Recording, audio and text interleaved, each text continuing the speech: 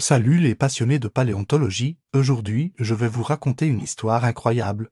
Celle de ma première grande découverte fossile. Installez-vous confortablement. Car ce que je vais partager avec vous pourrait bien changer votre façon de voir le monde qui nous entoure. Mais la vérité, c'est que la nature nous réserve parfois des surprises extraordinaires. Là où on s'y attend le moins.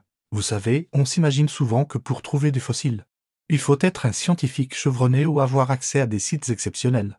Je m'étais équipé de mon petit matériel de base, un marteau de géologue, une loupe, quelques sachets et surtout, mes yeux bien ouverts. Une forme particulière a attiré mon attention. Vous savez, ce moment où votre cerveau fait tilt. C'était exactement ça, une structure géométrique régulière, légèrement différente de la roche environnante. Ce sont autant de spots potentiels. Dans mon cas, c'était une simple colline à quelques kilomètres de chez moi, datant du Crétacé supérieur. C'est fou comme la patience et l'observation attentive peuvent faire toute la différence. D'abord, renseignez-vous sur la géologie de votre région. Les cartes géologiques sont vos meilleurs amis. Et bien sûr, respectez la réglementation locale et certains sites sont protégés. Ensuite, équipez-vous correctement, un petit marteau, un burin, une loupe, des sachets pour protéger vos trouvailles. C'est aussi beaucoup de patience, d'observation. Et surtout de passion. Chaque sortie est une nouvelle aventure. Une occasion d'en apprendre davantage sur notre planète et son histoire fascinante. Les détails sont apparus petit à petit, des structures en relief, des motifs réguliers. Racontez-moi tout ça. Et si vous voulez plus d'aventures paléontologiques, n'oubliez pas de vous abonner à la chaîne Les Secrets du Crétacé. C'était bien un fossile. Un fragment d'ammonite.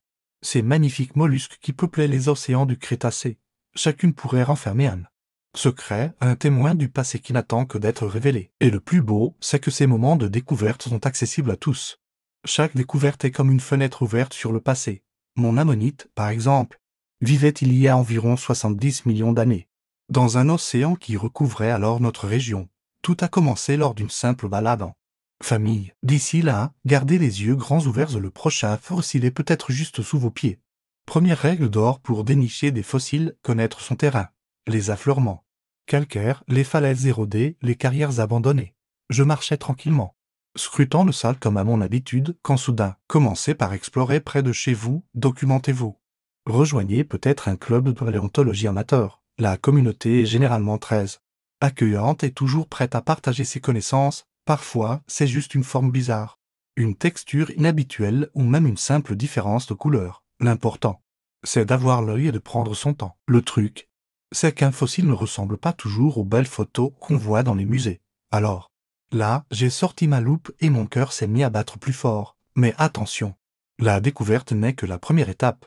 Il faut savoir extraire le fossile avec précaution. Pas question de donner des coups de marteau n'importe comment. J'ai dégagé délicatement la roche autour, en prenant soin de ne pas endommager mon trésor. Pour ceux qui voudraient se lancer dans l'aventure, voici mes conseils pratiques. N'oubliez pas non plus les règles de sécurité, portez des lunettes de protection, des chaussures adaptées et prévenez toujours quelqu'un de l'endroit où vous allez. Ce qui est fascinant avec les fossiles, c'est qu'ils nous racontent une histoire vieille de millions d'années.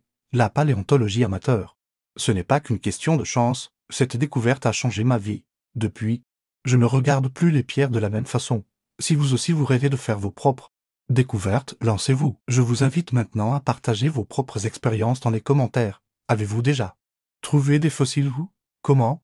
On se retrouve la semaine prochaine pour une nouvelle plongée dans les mystères du passé.